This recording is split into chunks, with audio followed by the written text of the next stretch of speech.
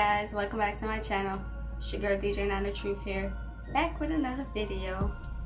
Okay guys, so episode 3 review for the L Word Generation Q, of course. Episode 3 was called Lost Love. Okay, so I'm gonna just give a quick breakdown of the episode and then we're gonna review the episode basically, and I'm gonna talk about it. Alright. Bet prepares for an important debate. Whatever. Alice lands a huge guess and encourages Nat to branch out, which is a mess. Shane visits a bar and gets involved in the lives of 2 of its employees. Absolutely. Annie and Sophie's families clash. Yeah. Micah is unsure of where he stands with his crush, and a budding relationship forces Finley to confront some complicated aspects of her past. Yeah, as we see from just a quick breakdown, the episode seemingly is a lot and a bit messy, but we're gonna talk about it.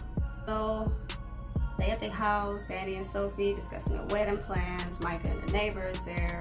Of course, Micah is still all shy and reserved or whatnot. The neighbor is dancing, letting loose, and he just sitting over there in the corner being all shy and shit, but whatever, that's just who he is, I guess. Danny's dad was calling her phone, she kept ignoring him.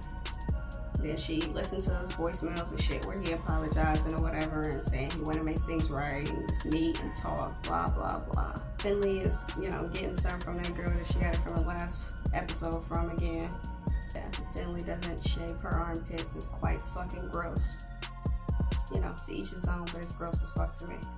Then she finds out, while she's laying in the bed with old girl, they talk about religion a little bit. Of course she gets all clammed up and shit and don't really want to talk about it. The girl asked her if she want to come visit her at this church, and she's just not for it. Jane impulsively buys this bar that she used to frequent and that I talked about in the last episode review. Check it out. Basically to turn it back into a gay bar. And we flash to Alice and her girlfriend, wife, whatever, I'm not sure. Basically talking about, I guess, how lonely the bitch is and how she ain't got no friends or whatever, and that when her and her ex-wife got divorced, that they was friends first and had mutual friends, and all of the mutual friends sided with the ex-wife. So Alice was trying to console her and tell her that they should hang out and she need to get her old friends back and blah blah blah. Shane lets the girls know, the couple, Tess and Lena, that she bought the bar and she wants them to run it and turn it back to what it used to be, but of course upgraded and better. Clearly, once again, the girl Lena got it in for Shane. You can just tell how she's looking at her. So, yeah, something gonna go down for sure. And then, of course, Shane lets Alice and Beth know that she bought the bar and shit when they go out to lunch. And Beth slips out without catching herself that she told her impulsive buy, and she shouldn't buy shit based upon her emotions right now because she's going through this divorce with this wife. Okay, so then Beth's daughter Angie gets picked on at school or whatever. Some little chicken head approached her, talking shit, and she punched that bitch right in her face. That shit was funny as fuck. I wasn't expecting that at all.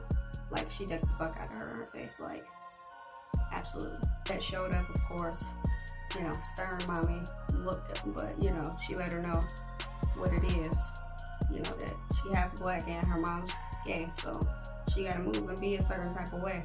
And of course she has to react, but she shouldn't react with violence, basically, is what it boiled down to in a nutshell. Okay, so this whole little Alice talk show guest, I didn't really pay attention too much. It was kind of boring. Like, it just seemed like the whole, what I said before in the last review, that they're trying to push this whole facade of what a lesbian talk show is supposed to be, asking stupid ass questions. So I kind of tuned out a little bit on that part, but Alice's outfit was hot. She looked good. Of course, y'all know Danny is working with Beth now on her campaign. She puts in work on the campaign, of course, but issue comes up with her daughter getting into the fight at school or whatever, and of course her going to a private school when she's pushing the public school agenda through her campaign and whatnot. So Danny and her assistant or whatever the hell the dude is was sitting there talking about it and shit with the idea of Pinterest to go to a public school. Of course they ain't for that shit. Sophie and Finley do some church shopping, for Sophie's wedding and shit, and of course they end up going to this church. Finley was apprehensive about going in. Sophie convinced her to go in. She go in there, and lo and behold, told, she discovered she fucked the pastor. The shit was funny, but yeah, so she fucked the pastor. And Danny meets up with her dad and kind of apologized and whatnot, and didn't want to talk about nothing to do with work and shit, just the wedding plans or whatever, but brought up that he would purchase the venue, that he wants to walk her down the aisle, they reminisce on her late mother or whatnot, and you know, that was cool. Him buying the venue, purchasing the venue, it comes with some strings, of course. So finally, after the church services is over or whatever, she ended up talking to the girl, the pastor or whatever, and, tripping on us for a little bit that she actually fucked the pastor. The pastor pretty much said that she is more closeted about being a Christian queer.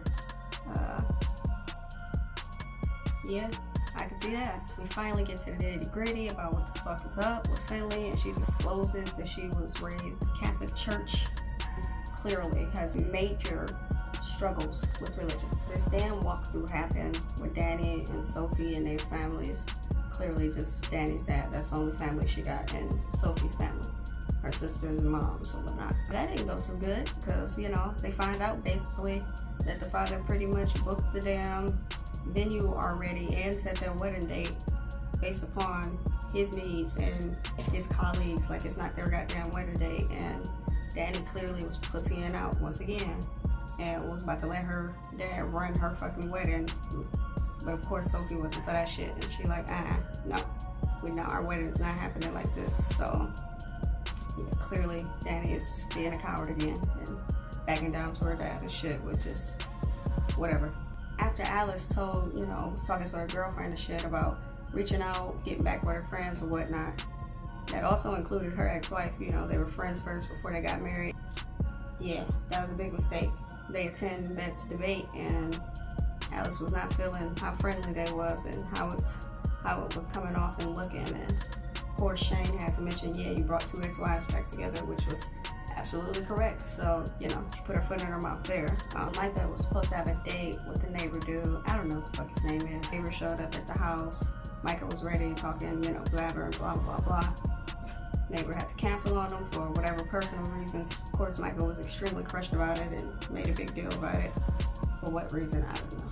I didn't think it was that serious, but whatever. Jane and Bet meet up at a burn share drink. Bet tried to clear the air after the statement that she made. And of course, this whole mystery wife shit had to be brought up, and Shane wanted to drop that she miss her and she love her, and the problems they have didn't have anything to do with them not loving each other. What does that tell you? Shane had to ask her how long it took her to feel normal after her divorce from Tina. She said she never really felt normal, and pretty much that time also. We figure out, I guess, that Tina fell in love with somebody else and left Bet. But if you're a true fan, you know that happened like a couple of times in the original L Word. True fan, then you know that. But if you don't, you just figured it out. Anyway, then we move back to Micah, right? So of course he all heartbroken and discouraged over this cancellation of this date and shit, right?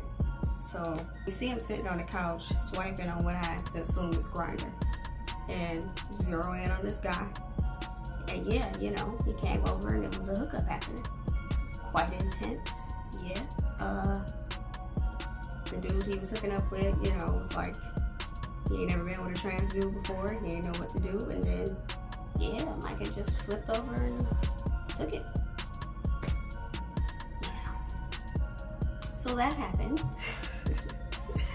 So like I had mentioned before, Danny had thought it was a good idea for Bet to put Angie in a public school, since she's pushing a public school agenda in her campaign.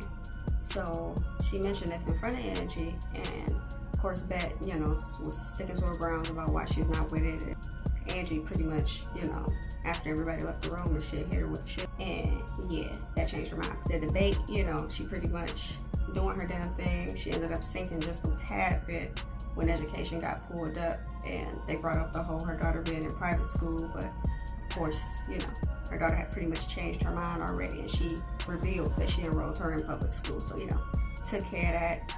So she pretty much killed the debate for real, and ended up getting the teachers union endorsement. So yeah, she on her way. Now after the debacle of a venue tour with both the families. Danny and Sophie are clearly back on bad terms once again. Sophie confronts Danny, and Danny reveals that she feels indebted to her dad for everything he has done for her, blah, blah, blah.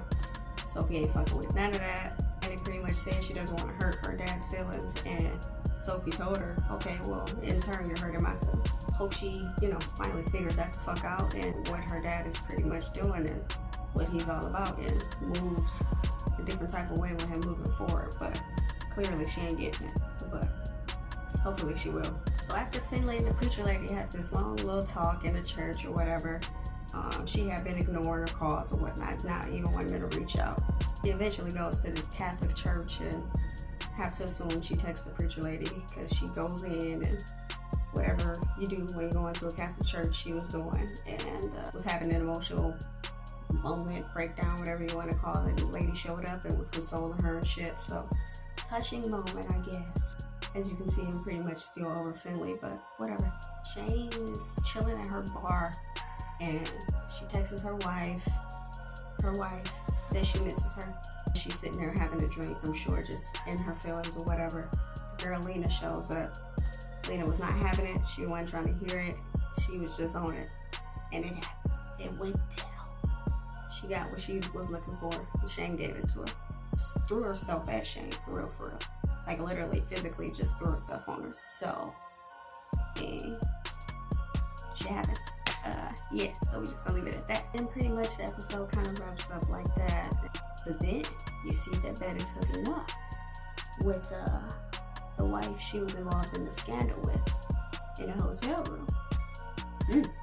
Shit was getting real. She clearly tapping that ass again. So that's gonna be very interesting to see how that plays out in the next episode. That was pretty much it when it comes to the whole episode. Not going to lie. Yeah, I'm still not impressed. It's alright. It's eye-catching.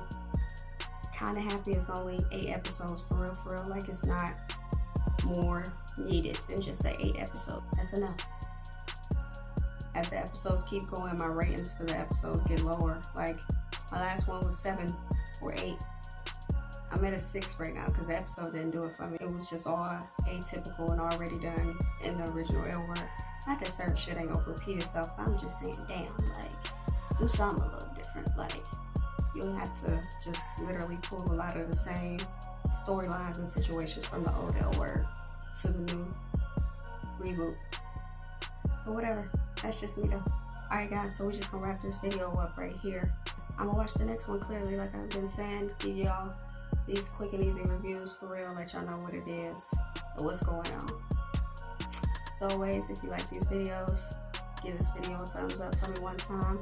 If you fucking with me, go ahead and subscribe to my channel. And until next time, guys, peace.